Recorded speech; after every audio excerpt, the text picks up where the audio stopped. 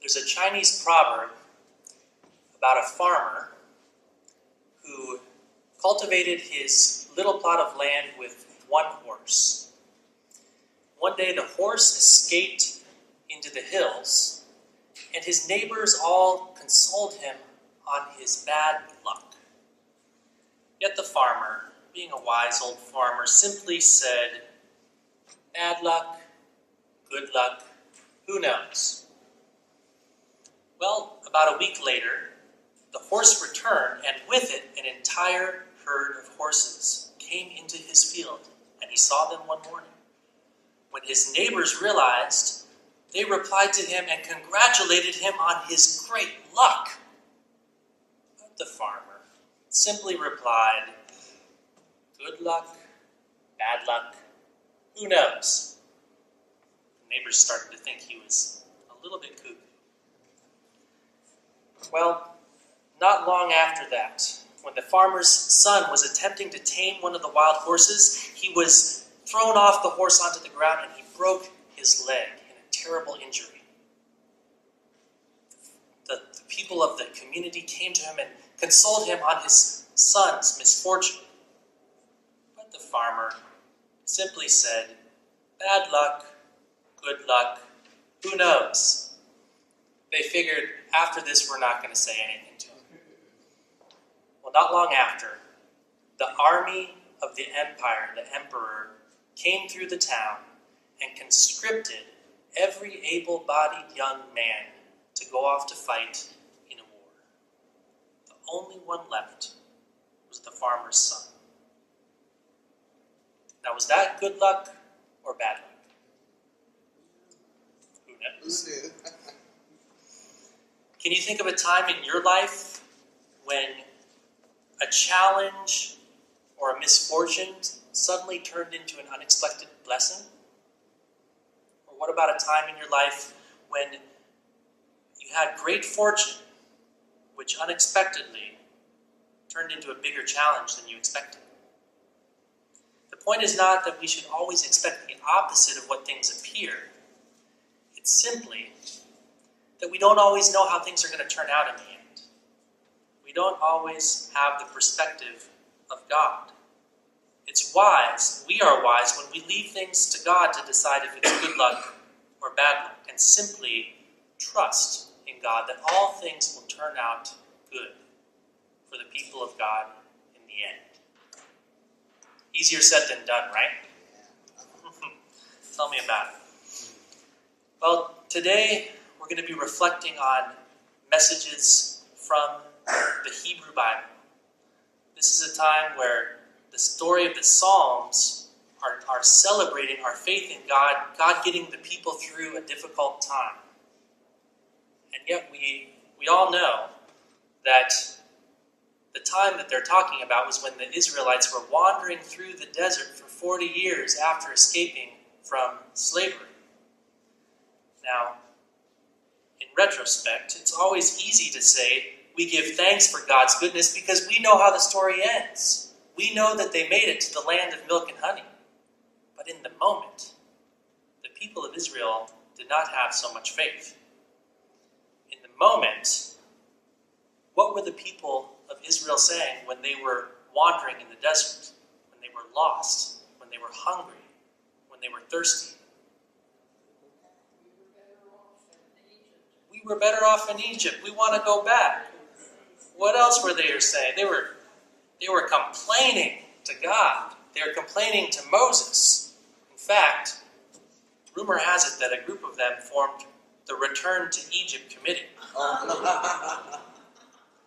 The story we are told in Exodus is that the whole Israelite community traveled from place to place as the Lord had commanded. And at one place where they camped, there was no water for the people to drink. So they quarreled with Moses. "Give us water to drink." And Moses replied, "Why do you quarrel with me and with God? Why do you put the Lord to the test?" But the people were thirsty. There was no water, and they grumbled against Moses. They said, "Why did you bring us up out of Egypt, so that we and our children and our livestock would die in the desert?" We're also told later in Numbers 21 that the people sent out through the desert and they were traveling to get to the Red Sea, but they became impatient along the way. The people spoke against God and against Moses. "Why have you brought us up out of Egypt to die in the wilderness? For there is no food and no water, and we detest this miserable food that appears in the mornings." So they were complaining. You can imagine what one of them might have said, one of the old timers. "Things were better back when I was a lad, when we were all slaves under Pharaoh. Sure, we had to work all day under the hot sun, but at least we had huts with thatched roofs to live under. Oh, and sure, they may beat us from time to time, but those beatings sure developed our character. And I'll tell you, boy, if you worked hard as a young man back in the day and you followed the rules, you might just be rewarded with some of the master's fine wine. I tell you, those were the days. Who wants to join the Back to Egypt committee?" There are always those among us who so fear change that they would rather be enslaved by the past than deal with the challenges and uncertainty of the present moment, or change their habits enough to move forward to a new future. For most of us, it's hard to go through times of change because we don't like dealing with transitions. There's an author named William Bridges who is the author of a book called Transitions, Making Sense of Life's Changes. He explains that transitions happen whenever something that has become a habit comes to an end. And when that something comes to an end, we have to let go. And when we let go, what we feel is loss and grief. And since we don't like feeling loss and grief, we'd rather dwell in a glorified past or jump straight to the future without going through the messy transition, because we don't like those feelings of shock, of denial, of anger, of sadness, and depression. The feelings associated with going through change. The last thing we want to do is accept things as they are, so we bargain with ourselves, or with our community and the leaders, or even with God.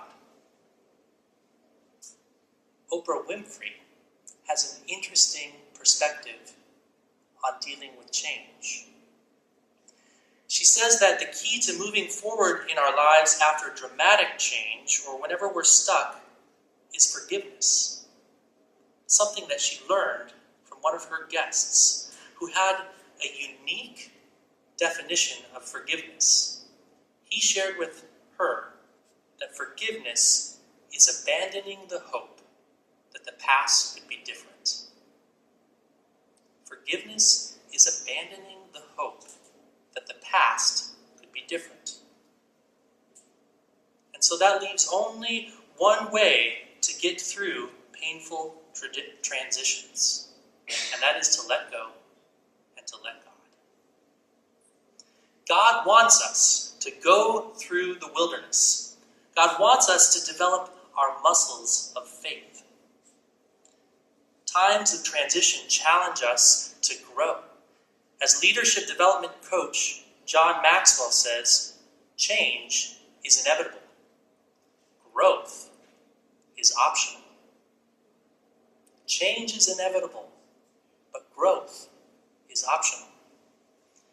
When we are wandering in the wilderness, when we're wondering where God is leading us, when we're wondering where our next meal will come from, wondering if we will survive whatever we're going through, we have only two choices available to us for how we will deal with that challenge. One, we can freak out and live in fear. using all of our creative mental capacities to imagine all the ways that things could go wrong in some not-so-distant future. Or we can live in faith. We can summon our creative energies and put our faith to keep us going until we find an oasis. And in that oasis, God will replenish us, our bodies and souls, with just enough creative juices to make it to the next breakthrough. That is the way of faith. Living in faith means refusing to live in the wreckage of our future. Living in faith is refusing to live in the wreckage of our future, opening our hearts and minds to the possibility that there is a better way, that God can see the path to a new beginning in a land of milk and honey and finely brewed espresso. To get to that land of milk and honey and chocolate, we have to be willing to go through some changes. Now, some of the ancient wisdom of Buddhism is that the only thing constant in life is change. In fact, that is the foundation of the teachings of Buddhism, that all life consists of changes. We can either resist the changes, which causes suffering. Resisting change causes suffering. Or we can accept changes and go with the flow, which doesn't guarantee that we will not suffer. But it does mean that we will be more resilient, and that our suffering will not lead to more suffering, and that before long we will be surprised by joy. That is the process of going with the flow. Living in faith is the key to unlocking abundant opportunities to grow during changes. When we practice seeing with eyes of faith during times of transition, we'll be rewarded with the opportunity to be creative, to develop new ways of doing things, to renew our faith, to experiment with new things, to innovate with things that we may have thought of but have never had the courage to try. We have the opportunity to change dysfunctional behaviors and to fight for something better. A way of being that reflects our most profound values. For some people, change is a good thing. By trusting in God and by living in faith, we will find that we are given the courage to forge a new beginning. We will be strengthened by our struggles. We will be grateful for the treacherous journey that we've been through. And we will be able to give thanks for God's goodness, like the Israelites in Psalm 107, who had lost their way in the desert wastelands, not knowing how to reach an inhabited town. They were hungry and thirsty, and their courage was running low. They cried out to God in their trouble, and God rescued them from their distress, guiding them by a direct route to an inhabited town.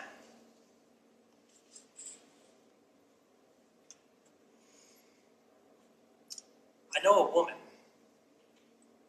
who's an immigrant from Guatemala. This is a true story. She came to the United States to work, and while working near the LAX airport, she met her husband, an American citizen. Now they have 2 boys. She and her husband worked day and night to provide for their family and to forge a better future for their children. But one day, the woman was laid off from her job. Her co-workers, her family, and everyone who cared about her consoled her on her terrible luck. But was it bad luck or was it good luck? Only God knows. When she and her husband were both working, neither one had much time to spend with their boys. Now that she was not working, she could spend time with her two boys, watch them growing up. She could help them with their homework. She could go to their parent conferences at school. She was able to observe their unique ways.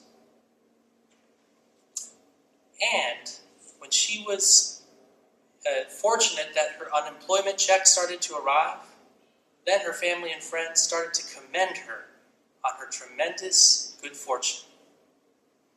Yet was it good fortune or bad fortune? Only God knows. The woman noticed that her eldest son was getting involved with a group of boys that to her seemed like they were involved with a gang. And when he entered into high school, she confronted her son. Why do you wear these baggy pants? What's up with these loose shirts that are untucked? Why do you have to wear those gold chains? And why did you shave your head? Her son swore to her, look, Mom, I'm just trying to fit in so that they don't pick on me for being half gringo. I don't do anything bad with the boys. I'm not part of the gang. I just don't want to get bullied. Well, he swore he never did anything bad. But one day, the mother received the call that no mother should want to hear. Her son hadn't come home from school that day, and she got a call from the police that he had been picked up with a group of boys who were charged with assault and robbery. Her son was convicted of a felony along with 5 other boys and sentenced to 6 months in juvenile detention. Was that bad luck or good luck? Only God knows.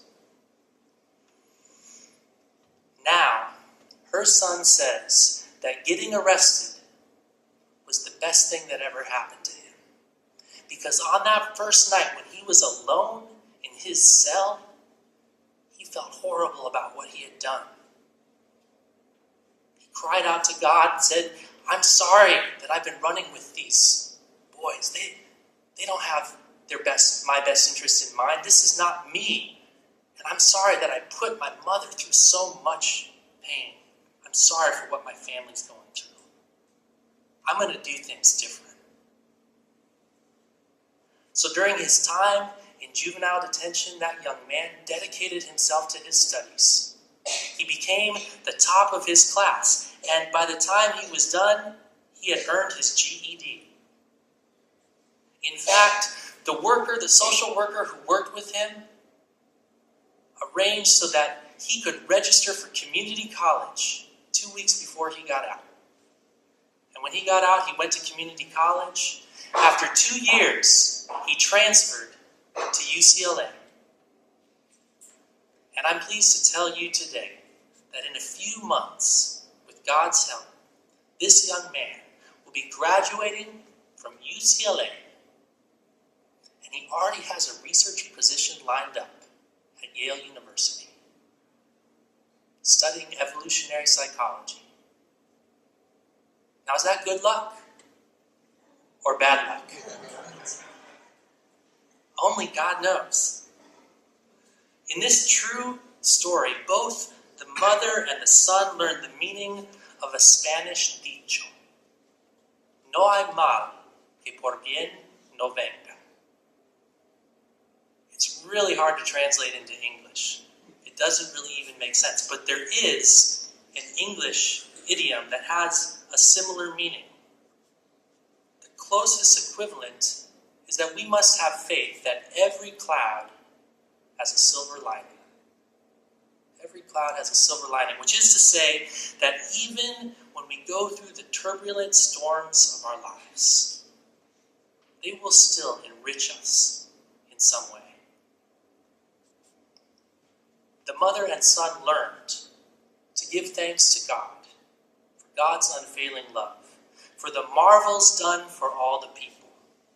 When her son had lost his way in the urban wastelands, not knowing how to reach a better future, when he was alone and in prison, he was hungry and thirsty and his courage was running low. They cried out to God in their trouble, and God rescued them from their distress. Now those redeemed by God tell their story. God's love endures